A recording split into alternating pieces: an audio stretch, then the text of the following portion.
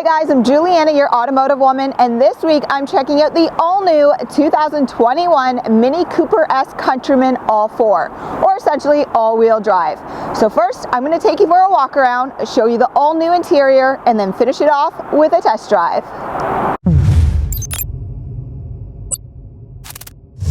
The Countryman represents Mini's largest model, and it competes against the likes of the Lexus UX, Volvo XC40, and Mercedes GLA, just to name a few. But for 2021, Mini has really elevated the design to be more in line with the JCW models. That said, all new for 2021 are the standard LED lights on the front and rear, with the rear lights receiving the Union Jack design style brake lights found on the JCW models. Optional, piano black trim around the new front grille and rear bumper. And when you opt for the Premier Plus trim model like I have, you also receive the optional 19-inch wheels.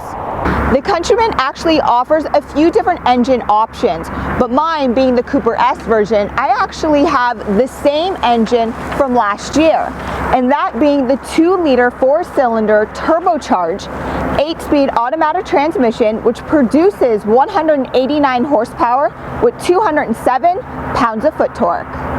But I know what you're thinking, 189 horsepower isn't a lot. But how does it sound when in sport mode? Hit it! Not bad. Amazing!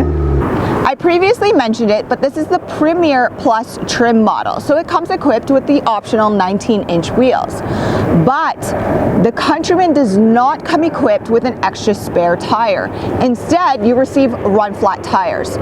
Make sure you're speaking to your Mini sales representative or somebody in service, because in the event of a flat tire, these will only carry you up to 80 kilometers further or 50 miles for my US viewers.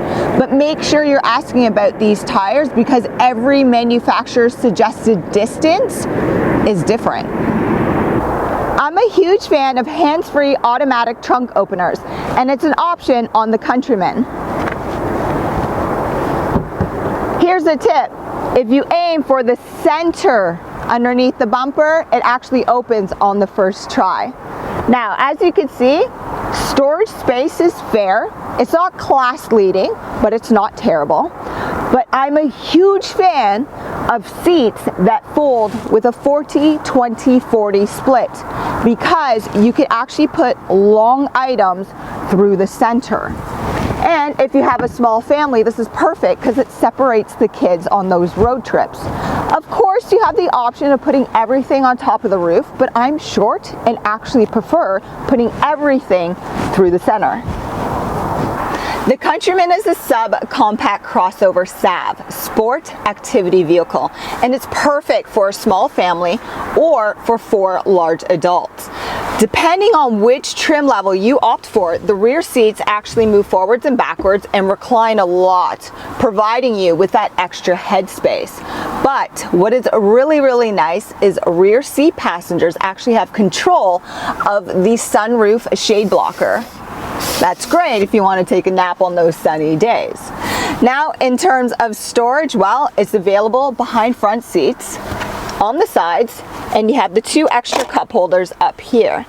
If you need connectivity, well, you have 2 USB ports as well, and the climate control panel actually provides you with control over the ventilation direction.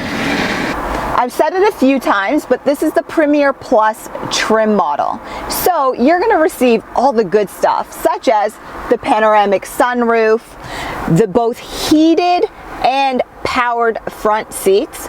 You're going to receive the upgraded Harman Kardon stereo system, which was my favorite sound system from this past year. You'll also receive the all-new 2 full digital screens, wireless charging, navigation, and the heads-up display. Now personally, if this was my Countryman, I'd go for just the Premier package because I don't necessarily need navigation or the heads-up display. However, the heads-up display, you could actually remove that from your line of sight if you don't want it, because the new digital cluster for the driver is stunning and it's quite large. But doesn't matter what trim level you go with on the Countryman, each one actually receives 3 driving modes, that being green, auto, and sport. Now let's hit the road so I can provide you with my overall driving experience from the week. 2021 Mini Cooperized Countryman ALL4, or essentially all-wheel drive. And honestly, if you can afford to, I'd leave it in sport mode. Nah, seriously, it's been a super fun week, and yes, I highly recommend sport mode because it makes everything so much more responsive. The throttle, the steering, the handling.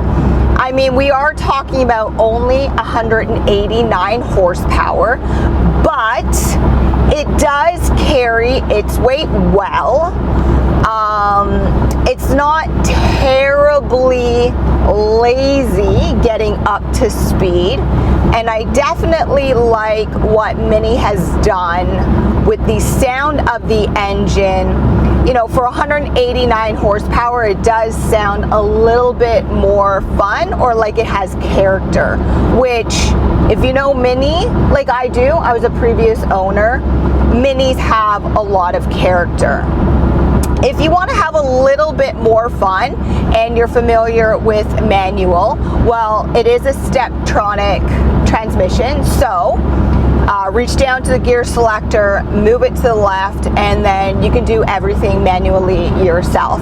But for me, I kept it in manual mode for maybe only a second, and I let the engine work for me because it does do a really, really good job.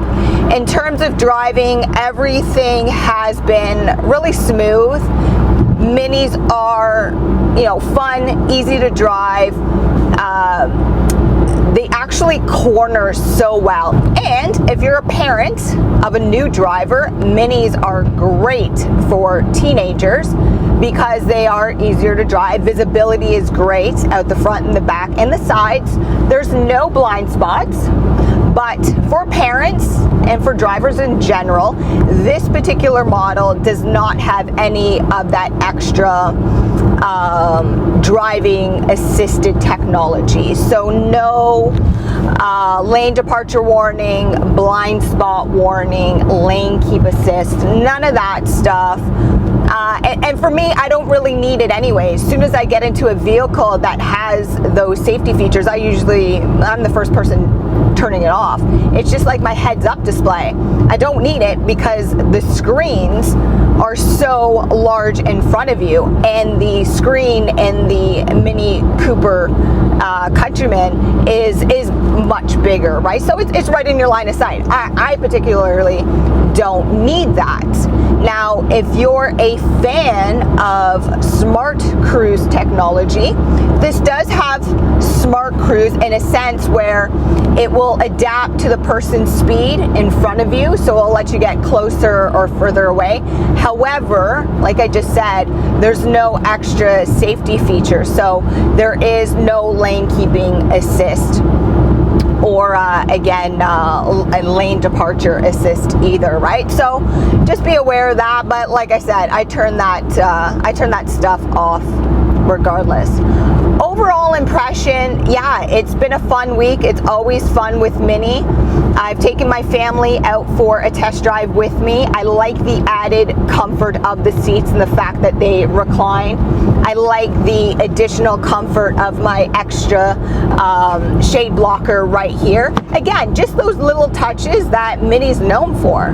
But seriously, I say it in all my videos, test drives are for free. So I'll provide all the information down below. But for now, guys, I'm Juliana, your automotive woman. Make sure you subscribe, hit that notification bell so you don't miss How To Tuesday or Feature Car Friday. Thanks, guys.